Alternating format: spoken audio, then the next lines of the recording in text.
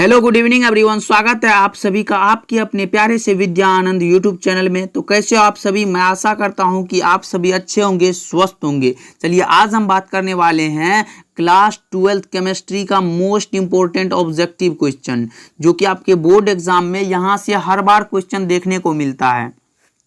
तो आज हम लोग उसी क्वेश्चन को देखने वाले हैं कि ये सारे कैसे प्रश्न हैं जो आपके बोर्ड एग्जाम में हर बार पूछे जाते हैं, और ये आशा है कि 2024 में यही क्वेश्चन आ जाए। तो इस वीडियो को शुरू से लेके अंत तक बने रहो हमारे साथ। चलिए देखते हैं पहला सवाल क्या कह रहा है कि अल्कोहल का क्रियाशील मूलक। देख सकते हो भाई कितना जबरदस्त क्वेश्चन है कि अल्कोहल का फंक्शनल ग्रुप ऑफ अल्कोहल पूछा गया है। तो अल्कोहल का क्रियाशील मूलक होता है OH, R लगा होता है इसके साथ OH। तो OH कहाँ है जी भाई? सब ऑप्शन ए में दिया गया है, OH लगा लो ना।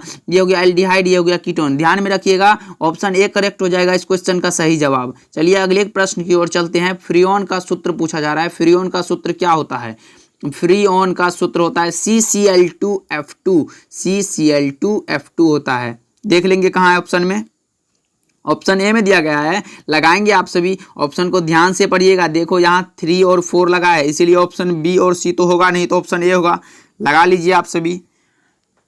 ओके चलते हैं आगे। प्राइमरी अल्कोहल के ऑक्सीकरण के पश्चात पहला अवयव क्या होगा? प्राइमरी अल्कोहल के ऑक्सीकरण के पश्चात जो पहला अवयव क्या होता है वो होता है एल्डिहाइड। क्या? एल्डिहाइड। एकदम शुरू से लेकर अंत तक बने रहो भाई, क्योंकि बहुत ही ज्यादा इंपॉर्टेंट है ये। मैं गारंटेड कह सकता हूं कि इससे आपके बोर्ड एग्जाम में क्वेश्चन छपने वाला है। समझ लो कि ये क्वेश्चन पेपर आपके सामने रखा हुआ है, इसका आंसर लगाते चलो आप सभी कमेंट में। ऑप्शन नंबर डी करेक्ट हो जाएगा, एल्डिहाइड। एल्डिहाइड का केमिकल फॉर्मूला CHO। ध्यान में रखना है, मैं बताते चल रहा हूं इससे रिलेटेड जो भी प्रश्न है। ओके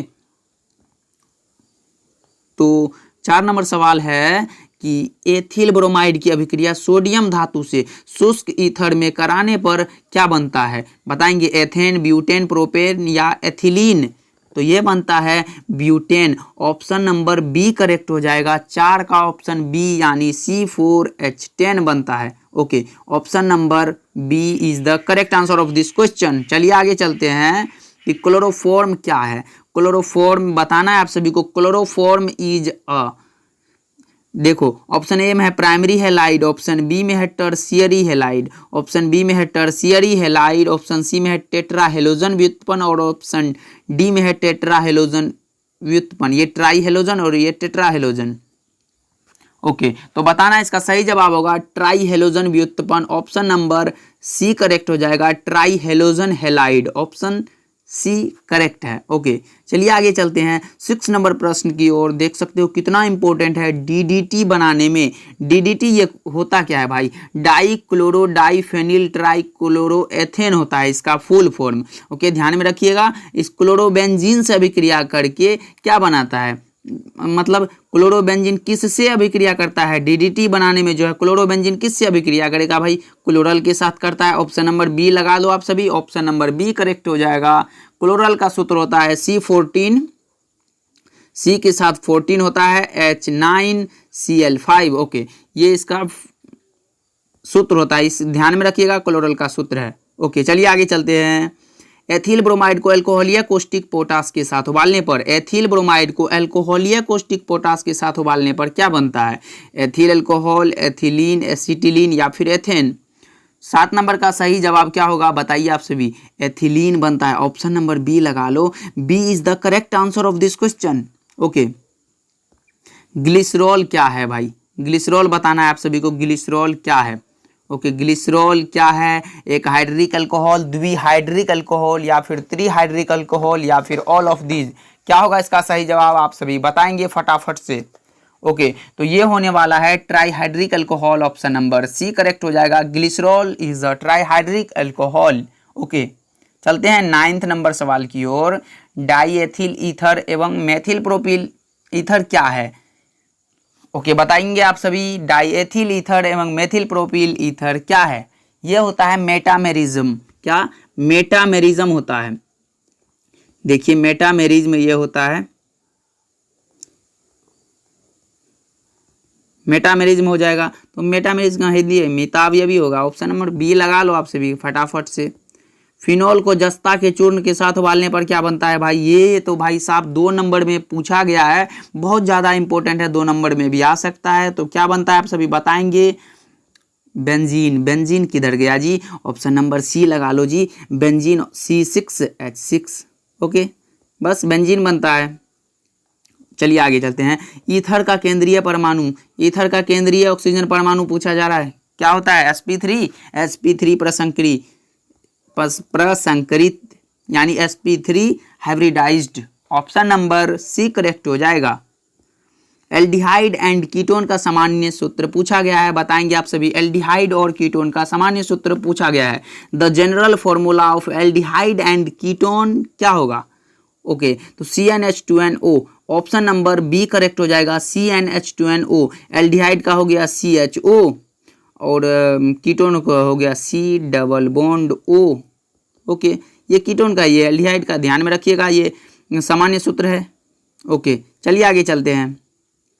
सोडियम एसीटेट को सोडा लाइम, ये भी 2 नंबर में पूछा गया है आपके बोर्ड एग्जाम में। ओके, ऑप्शन ए में दिया गया CH4 C2H6, ऑप्शन सी में दिया गया C3 COOH C2H4। क्या होगा इसका सही जवाब बताएंगे आप सभी। सोडियम एसीटेट को सोडा लाइम के साथ गर्म करने पर हमें प्राप्त होता है मेथेन। क्या? मेथेन प्राप्त होता है CH4, जिसका नाम है CH4। Option number A correct हो जाएगा, ध्यान में रखना है, option A is the correct answer, methane हो जाएगा, मेथेन हो जाएगा, ध्यान में रखना है। ओके, 14 नंबर सवाल की ओर चलते हैं कि कैल्शियम एसीटेट को गर्म करने से क्या प्राप्त होता है? कैल्शियम एसीटेट को गर्म करने से प्राप्त होता है हम लोगों को एसीटोन। क्या? Acetone. Option number C correct हो जाएगा, 14 का C एसीटोन। ओके, चलिए आगे चलते हैं। कार्बोक्सिलिक अम्ल का क्रियाशील मूलक यानी functional group of carboxylic acid, functional group पूछा गया है कार्बोक्सिलिक अम्ल का, बताएंगे आप सभी फटाफट से। अभी मैंने बताया कि कार्बोक्सिलिक एसिड का होता है COOH, ऑप्शन सी करेक्ट हो जाएगा। ये है कीटोन का, ये है एल्डिहाइड का और ये है अल्कोहल का, तो लगा लो ऑप्शन सी करेक्ट हो जाएगा। कार्बोक्सिलिक अम्ल पूछा गया, बता दिया हम लोगों ने। और निम्नलिखित में कौन कृत्रिम मीठा अभिकर्ता है? ये मीठा अभिकर्ता होता क्या है? जो मतलब खाद्य पदार्थों में मिठास उत्पन्न करता है, उसी को मतलब मीठा अभिकर्ता बोलते हैं, कृत्रिम मीठा अभिकर्ता। तो option A B C D क्या होगा? सेक्रिन, ये भी मीठा अभिकर्ता है। Aspartame, sodium cyclamate, option D लगा दो जी, ऑप्शन डी करेक्ट हो जाएगा, इनमें से सभी। ओके, चलिए आगे चलते हैं 17 नंबर सवाल की ओर। निम्नलिखित में कौन एंटीसेप्टिक है? एंटीसेप्टिक, ओके, बताएंगे आपसे भी। एंटीसेप्टिक मतलब एंटीसेप्टिक ऐसे द्रव्य जो सूक्ष्म जीवों की वृद्धि को रोकता है, इसको एंटीसेप्टिक बोलते हैं। आयोडीन, साबुन, एथेनॉल, ये सभी हो जाएगा, इनमें से सभी, ये भी इनमें से सभी ही होगा, ऑल ऑफ दीज। ओके, चलिए आगे चलते हैं। निम्नलिखित में कौन साधारणतया शरीर के द्वारा नहीं बनाए जाते हैं, मतलब शरीर से जो नहीं बनता है? Enzyme, vitamin, protein, hormone. ये भाई साहब एंजाइम भी तो बनता है, विटामिन, प्रोटीन, हार्मोन, ये तीनों बनता है, लेकिन ये विटामिन तो भाई साहब हम लोगों ने मतलब फूड के द्वारा ग्रहण करते हैं, तो इसलिए ऑप्शन बी करेक्ट हो जाएगा ना, ऑप्शन बी करेक्ट हो जाएगा इस क्वेश्चन का सही जवाब। ओके, फ्रक्टोज का क्रियाशील मूलक पूछा गया। फ्रक्टोज का क्रियाशील मूलक होता है कीटोन। क्या? ऑप्शन बी हो जाएगा, लेकिन ग्लूकोज का पूछता तो हमारा एल्डिहाइड होता है, लेकिन फ्रक्टोज का पूछा है तो कीटोन लगा देंगे हम। ओके, तो ऑप्शन बी करेक्ट हो जाएगा इस क्वेश्चन का सही जवाब।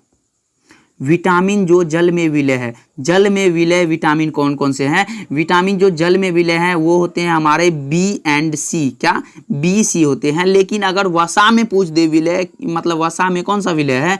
ए डी ई के, ये चारों वसा में विलय है और ये ऑप्शन ए में जो बी सी दिया गया ये जल में विलय है, तो water soluble B and C. Okay, तो ऑप्शन नंबर ए करेक्ट हो जाएगा, ऑप्शन ए लगा लो आप सभी।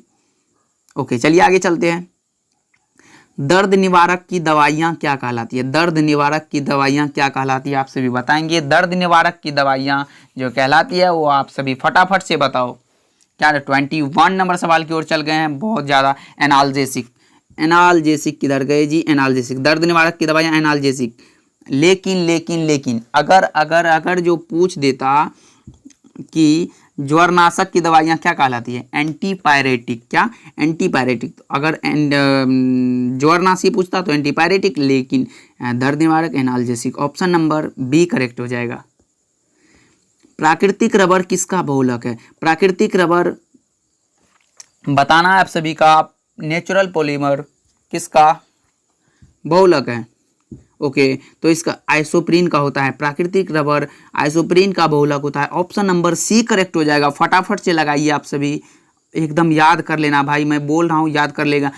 चाहिए तो पीडीएफ भी मैं दे दूंगा, इस नंबर पे एक बार कांटेक्ट कर लेना, मैं पीडीएफ भी दे दूंगा। मैसेज करना सिर्फ, मैं पीडीएफ सेंड कर दूंगा, कोई चार्ज नहीं है। 70 82 16 85 पे मैसेज करना, हाई लिख करके मैं पीडीएफ इसका सेंड कर दूंगा। ऊन क्या है? ऊन एक प्राकृतिक रेशा है भाई, ये ऊन प्रकृति में बनते हैं, तो प्राकृतिक रेशा बता दो ना। ऑप्शन ए नेचुरल फाइबर होता है, ऑप्शन ए करेक्ट हो जाएगा।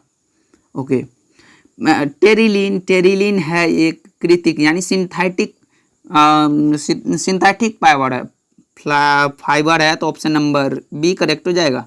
Okay synthetic fibre. आगे चलते हैं भाई साहब, थोड़ा माफ़ कर दीजिएगा क्योंकि नया टीचर हूँ, थोड़ा इधर उधर हो जाता है, कोई दिक्कत नहीं, हम लोग जैसा क्लास ऐसा करते रहेंगे, एकदम आप सभी मस्ती में क्लास करते रहो।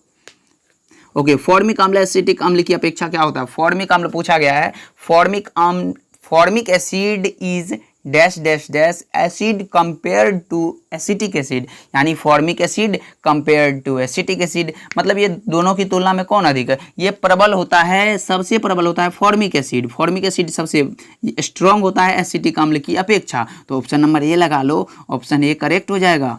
ओके अगर देखो भाई, अगर पूछ दे एसिटिक अम्ल फॉर्मिक अम्ल की अपेक्षा यानी इनकी अपेक्षा करता तो हम दुर्बल लगाते, लेकिन ये एसिटिक अम्ल की अपेक्षा पूछा है फॉर्मिक अम्ल, तो ये प्रबल होता है, तो ऑप्शन नंबर ए करेक्ट हो जाएगा, स्ट्रॉन्ग।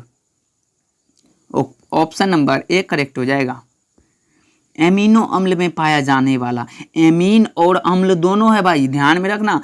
अम्ल का होता है COOH, लेकिन एमीन का होता है NH2, तो ऑप्शन ए और बी लगाने में कोई हर्ज नहीं है, तो ऑप्शन नंबर डी करेक्ट हो जाएगा, ऑप्शन ए एंड बी दोनों। ओके चलिए आगे चलते हैं, 27 नंबर सवाल की ओर आ गए हैं। निम्नलिखित में किस विधि से मेथिल एमीन को बनाया जाता है? ये तो भाई इजिली क्वेश्चन है, हॉफमैन ब्रोमाइड अभिक्रिया द्वारा, ऑप्शन बी करेक्ट हो जाएगा, ध्यान में रखिएगा। निम्नलिखित में कौन सर्वाधिक मीठी शर्करा है? मीठी शर्करा सर्वाधिक फ्रक्टोज हो जाएगा, ऑप्शन नंबर बी करेक्ट है। एंटासिड की प्रकृति होती है कैसी बेसिक होती है, BASIC ओके, यानी क्षारीय होती है। ऑप्शन नंबर देख लेते हैं कहाँ क्षारीय लिखा गया, ऑप्शन नंबर बी में है, लगा लो आपसे भी बेसिक। ओके चलिए आगे, वेलियम का उपयोग कहाँ होता है? वेलियम का उपयोग एंटीबायोटिक के रूप में, एनाल्जेसिक के रूप में, बेहोशी की दवा के रूप में, या फिर उपशामक के रूप में?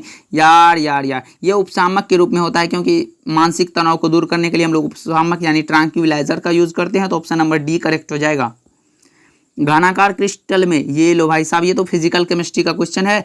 घनाकार क्रिस्टल में ब्रेबेज जालकों की संख्या कितनी होती है? मुझे पता है आप सभी 14 लगाओगे, लेकिन गलत हो जाएगा, यहाँ 3 होगा। घनाकार क्रिस्टल पूछा गया है स्टूडेंट्स, इसलिए ऑप्शन ए करेक्ट हो जाएगा, 3 हो जाएगा। लेकिन अगर सिर्फ क्रिस्टल जालक में ब्रेबेज जालक की संख्या पूछता तो ऑप्शन डी लगाते, लेकिन घनाकार क्रिस्टल में पूछा है ना, तो ऑप्शन ए करेक्ट हो जाएगा। चलिए आगे, BCC यूनिट सेल में खाली जगह का प्रतिशत पूछा गया है। देखो भाई, इसमें भरा हुआ कितना होता है पहले यही जान लो। इसमें भरा होता है 68%, कितना? 68%। तो 100 में से 68% को घटा दो ना, तो 68% को घटाएंगे तो 32 हो जाएगा। देख लेते हैं 32 किस ऑप्शन में दिया गया, ऑप्शन ए में दिया गया, लगा लो आप सभी। BCC का सेल में मुक्त खाली जगह का परसेंट होता है 32%। ओके NaCl क्रिस्टल की संरचना क्या होती है? सोडियम क्लोराइड की संरचना पूछा गया है भाई। देखो सोडियम क्लोराइड की अगर संरचना पूछ दे तो वो होता है फलक केंद्रित घनीय जालक में, ओके। लेकिन अगर सीजियम क्लोराइड पूछ दे यानी CsCl पूछ दे तो ये होता है BCC में यानी बॉडी सेंटर्ड में, तो ऑप्शन नंबर ए इस क्वेश्चन का सही जवाब हो जाएगा। तो ऑप्शन ए लगा लो आप सभी। NaCl की संरचना होती है फलक केंद्रित घनीय जालक में, तो ऑप्शन नंबर ए करेक्ट हो जाएगा। मानव रक्त का पीएच मान, पीएच का पोटेंशियल ऑफ हाइड्रोजन, पीएच का मतलब होगा पोटेंशियल ऑफ हाइड्रोजन, मानव रक्त का पोटेंशियल ऑफ हाइड्रोजन पूछा जा रहा है, देख सकते हो 7.4 होता है, ऑप्शन नंबर सी करेक्ट हो जाएगा इस क्वेश्चन का सही जवाब। तो लगा लो आप सभी 7.4। ओके ओके, प्रसरणी दाब बढ़ता है जब क्या तापक्रम बढ़ता है, तापक्रम घटता है या फिर आयतन बढ़ता है, इनमें से कोई नहीं। प्रसरणी दाब बढ़ता है जब जो तापक्रम बढ़ता है, ताप अगर बढ़ेगा तो वेपर प्रेशर भी बढ़ेगा। तो ऑप्शन नंबर ए करेक्ट हो जाएगा। लगा लो आप सभी, ऑप्शन ए करेक्ट। ओह चलिए जी, अगर पीडीएफ के लिए पीडीएफ लेना है तो इस नंबर पे थोड़ा सा मैसेज कर देना, मैं पीडीएफ दे दूंगा। कोई चार्ज नहीं है भाई, बिल्कुल फ्री। आप सभी हमारे साथ जुड़े हो, यही मेरे लिए बहुत ही ज़्यादा काफ़ी है। मुझे आप सभी से कोई रुपया पैसा की ज़रूरत नहीं है।